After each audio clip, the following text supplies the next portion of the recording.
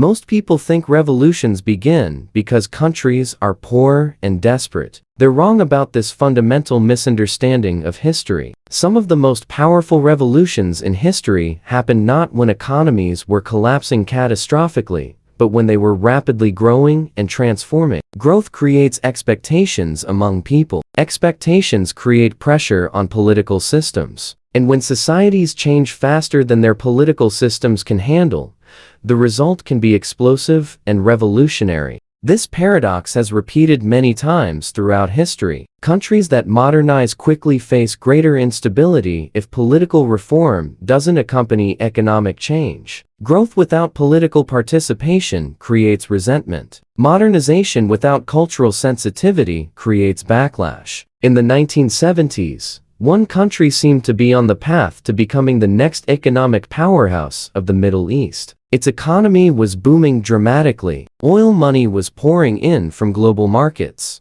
Modern cities were rising from the desert. Highways and factories were being built. Universities and hospitals were expanding. Shopping centers were opening. Television was spreading. Foreign businessmen were arriving. Progress seemed inevitable and unstoppable. But within just a few years, everything collapsed completely. Factories shut down abruptly. Investors fled the country. The currency plunged in value. Economic growth turned negative. And a revolution reshaped the entire country fundamentally. This was the story of the Iranian Revolution of 1979. And it reveals a powerful lesson about how economic growth, politics, and social change can collide and create instability. When people talk about revolutions in history, the explanation often sounds simple and straightforward. Poverty leads to unrest among the population. Unrest leads to revolt against the government. Revolution follows inevitably. But history tells a different and more complicated story. Some revolutions happen when economies are improving and modernizing. When governments push modernization too quickly without political adaptation. When new wealth transforms society faster than institutions can adapt. When expectations exceed opportunities. When rapid change creates winners and losers. And this is exactly what happened in Iran during the 20th century. Because before the revolution occurred, Iran wasn't collapsing economically. In many ways, it was rising and advancing rapidly. The real mystery is not why the economy was weak. The mystery is why such rapid economic growth led to one of the most dramatic political transformations of the modern era. Understanding this paradox reveals something fundamental about how societies work and change. To understand this complex story, we need to go back to the rule of Mohammad Reza Shah Pahlavi, the last monarch of Iran. The Shah ruled a country rich in one of the most valuable resources on earth, oil. And as global demand for oil surged during the 20th century, Iran's wealth grew dramatically and exponentially. Much of this wealth flowed through the national oil industry, which had once been dominated by foreign companies. In the early 1950s, Iran attempted to take control of its oil resources from foreign interests. The nationalist government under Prime Minister Mohammad Mossadegh believed Iranians should benefit from their own resources. But the situation became extremely tense and dangerous. Western powers opposed the nationalization. In 1953, the Iranian government was overthrown in a dramatic political event widely known as the 1953 Iranian coup d'état. The coup was orchestrated by foreign powers and internal elites. After the coup, the Shah consolidated power and eliminated rivals. And with strong Western support, particularly from America, he began pushing an ambitious modernization program. By the 1960s, Iran was undergoing massive economic transformation. The Shah launched a series of reforms known as the White Revolution. This was a comprehensive modernization plan. At first glance, these reforms looked like the blueprint for a modern economy. Land reforms distributing property from landlords to peasants. Industrial expansion in manufacturing and production. Infrastructure development with roads and ports. Educational programs expanding schools and universities. Rapid urbanization with new cities built. Oil revenue funded highways connecting regions. Factories producing goods. Universities training workers. And modern housing for urban dwellers. Iran's cities began transforming dramatically and visibly. Tehran expanded rapidly into a modern metropolis with skyscrapers and highways. Foreign companies invested heavily in the growing economy, and economic growth accelerated year after year. For a time, Iran appeared to be one of the fastest modernizing countries in the world. But here's what most people miss about rapid growth. Economic growth doesn't affect everyone equally and fairly, and sometimes it can destabilize entire societies instead of strengthening them. As oil money flooded into the economy, the pace of change became overwhelming to traditional communities. Millions of people left rural villages and moved to cities in search of work and opportunity. Traditional social structures began breaking apart under the pressure. Inflation surged as government spending exploded. Wealth concentrated among political elites and urban business leaders. At the same time, political freedoms remained limited and restricted. The Shah maintained tight control over the political system. Opposition movements were suppressed violently by secret police. And many religious leaders believed Western-style modernization was eroding traditional culture and Islamic values.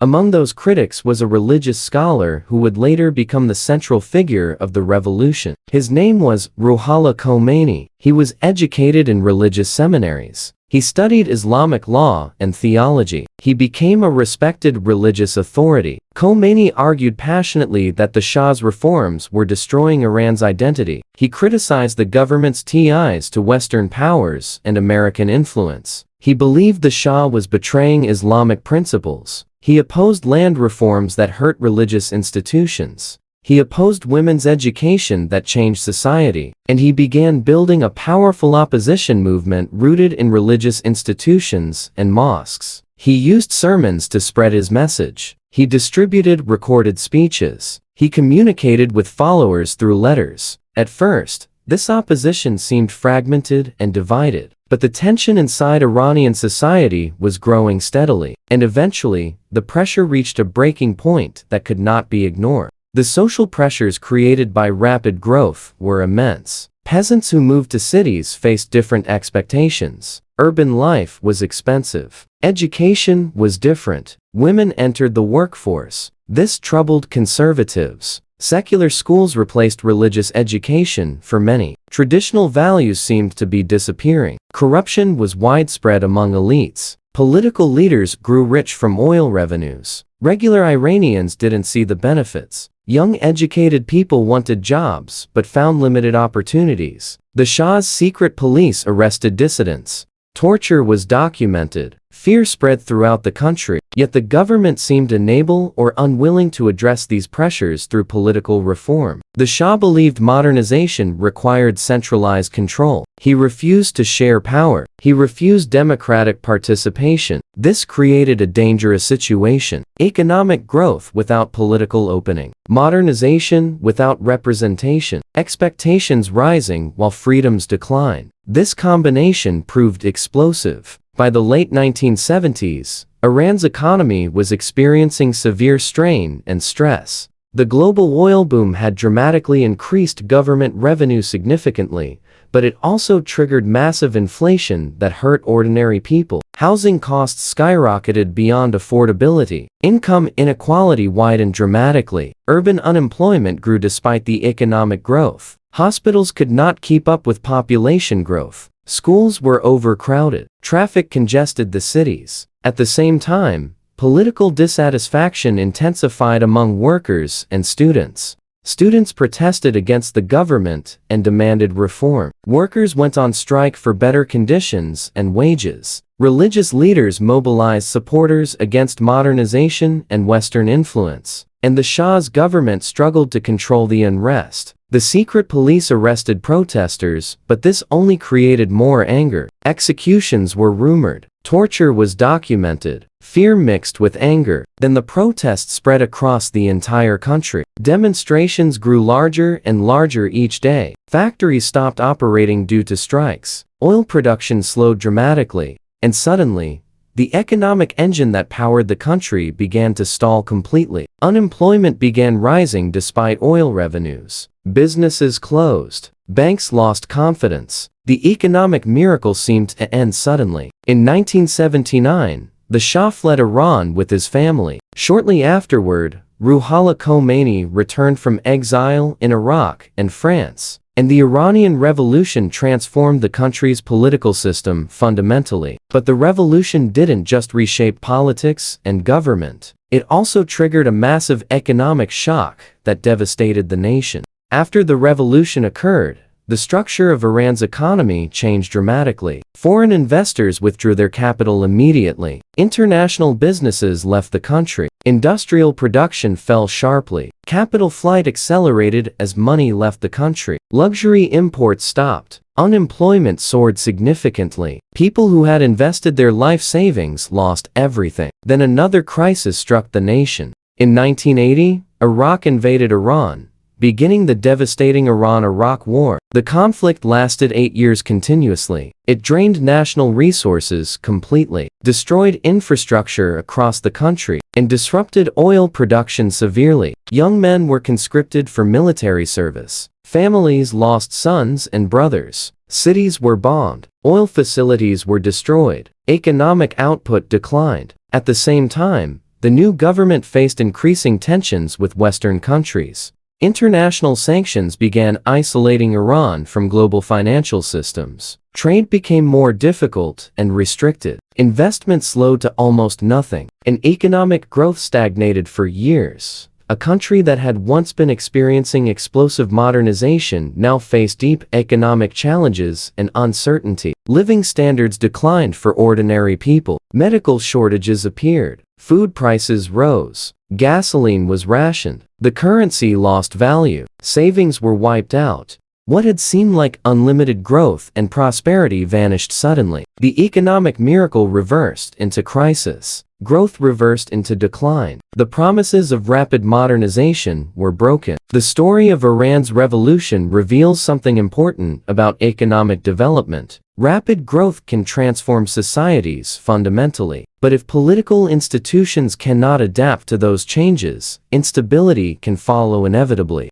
This pattern has appeared many times throughout history. Countries modernize and develop economically. Urban populations grow exponentially. Education expands across society. Expectations rise among people. People demand greater political participation and voice. People want jobs befitting their education. People want representation in government. And when those demands collide with rigid political systems unable to adapt, tensions escalate rapidly. Today, Iran remains an important player in the global energy market. It still possesses vast oil and gas reserves underground, but decades of sanctions and geopolitical conflict have shaped the country's economic trajectory significantly, and the legacy of the revolution continues to influence both Iran's economy and its role in the global financial system today. The country that once seemed poised for prosperity experienced decades of struggle. Young Iranians today face an economy still affected by these historical events. The revolution fundamentally altered Iran's development path. The deeper lesson of the Iranian Revolution is that economic growth alone cannot guarantee stability. Growth changes societies fundamentally. It shifts power among different groups. It creates new social groups with new expectations. If governments fail to manage those transitions carefully, economic success can produce political instability instead.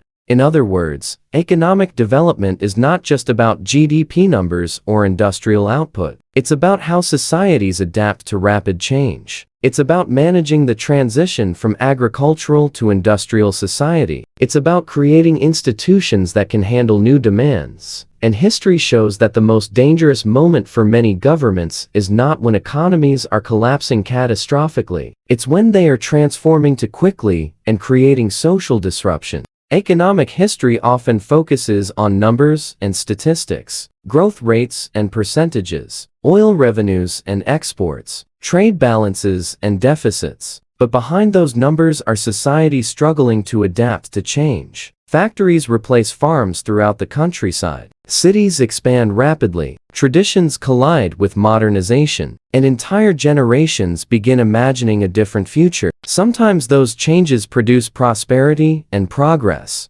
Other times, they produce revolution and upheaval. The story of Iran reminds us that economic systems are never just about money and finance. They are about power and influence, identity and culture, and the complex relationship between progress and stability. Because when societies change faster than their political systems can adapt, history can turn very quickly. Economic transformation becomes political revolution. What seemed permanent changes overnight. The Iranian Revolution offers a warning for developing nations today. Growth without political inclusion is dangerous. Modernization without cultural sensitivity creates backlash. Economic benefits concentrated among elites cause resentment. Environmental damage from rapid industrialization creates anger. The exclusion of traditional institutions generates opposition. These factors combined created a perfect storm in Iran. The revolution could have been prevented through political reform.